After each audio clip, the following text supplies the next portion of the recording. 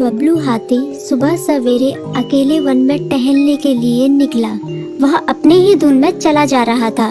लगता था उसके दिमाग में कोई उलझन है जिसे वह सुलझाने की कोशिश कर रहा था। सड़क पर आगे बढ़ते ही उसके सामने चीकू खरगोश भागा। बबलू का पैर उसके ऊपर पड़ने ही वाला था कि चीकू जोर से चिल्लाया। उसकी आवाज सुनकर बबलू ने अपना पैर पीछे खींच लिया। कहाँ खोए हो बबलू भाई? कहीं नहीं, बस कुछ ऐसे ही सोच रहा था। किस बारे में? तुम जानकर क्या करोगे? शायद मैं तुम्हारी कुछ मदद कर सकूं। तुम तो जानते हो आजकल वन में कितनी चोरियां हो रही हैं, पर चोर का कोई अता पता ही नहीं है।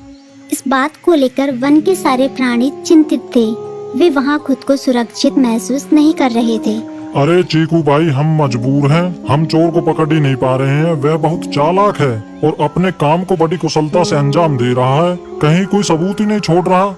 हमारे राजा इस बात को लेकर बहुत चिंतित हैं। यही कारण है कि हम सब इस बारे में सोच रहे हैं। अब तुम मेरी इसमें क्या मदद कर सकते हो?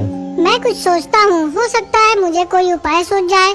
प्रयास करने में कोई हर्ज तो नहीं है। तुम ठीक कहते हो चीकू, लेकिन वन के गुप्तचर भी अभी तक इसका कोई हल नहीं निकाल सके। इतना कहकर वे चुप हो गए। बबलू की बातों ने चीकू को सोचने के लिए मजबूर कर दिया। चीकू को उदास देखकर बबलू बोला, तुम अपना मन छोटा मत करो। मुझे अच्छा लगा कि तुमने मेरी परेशानी को समझा। कभी मैं भी इस वन के लिए गुप्तचर का काम करता था। एक बार मेरी टांग टूट जाने से मेरे अंदर फुर्ती नहीं रही। तब से मैंने यह काम छोड़ दिया।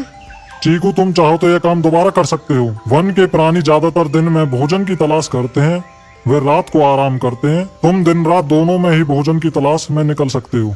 हो सकता है रात को तुम्हें कुछ ऐसी बातों का पता चल जाए जो हमारे काम की हो। हाँ बबलू, तुम ठीक कहते हो। मैं आज रात को वन में घूम कर इस बात का पता करने की कोशिश करता हूँ। थोड़ी देर बातें करके चीकू अपने बिल की ओर बढ़ गया और बबलू अपने रास्ते चला गया। चीकू के दिमाग में अभी तक बबलू की कही बातें घूम रही थी। उसे समझ नहीं आ रहा था वह बबलू की मदद कैसे करे। दिन भर वह उसी उधेड़-बुन में लगा रहा। शाम होते ही चीकू कुछ सोचने लगा और वह चुपचाप बिल से बाहर निकल आया। चीकू की पत्नी ने देखा तो बोली, इस समय कहाँ जा रहे हो? बाहर खतरा है। खतरा तो सुबह भी रहता है, लेकिन खतरों से डर कर हम भूखे तो नहीं मर सकते। मैं बाहर घूम कर आता हूँ। इतना कहकर चीकू रात को बिल से बाहर निकल आया। कुछ दूर जाकर उसकी नजर बंकू उल्लू पर पड़ी, जो कुछ ही दूरी पर था।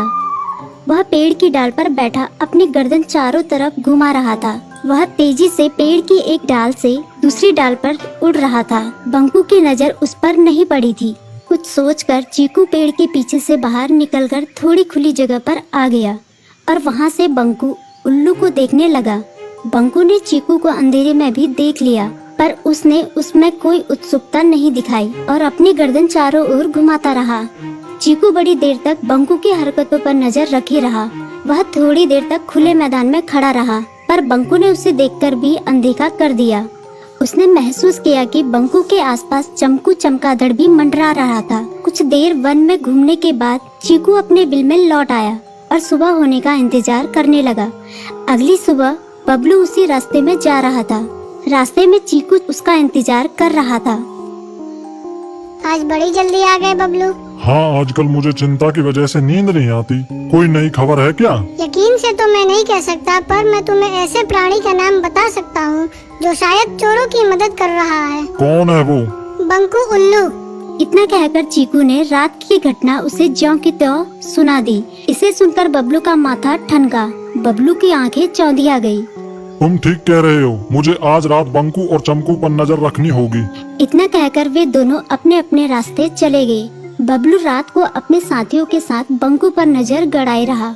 उसकी संदिग्ध गतिविधियों को देखकर बबलू ने उसे उसके साथियों चंकी और संकी लोमड़ के साथ पकड़ लिया। बबलू ने सख्ती से पूछताछ करनी शुरू कर दी।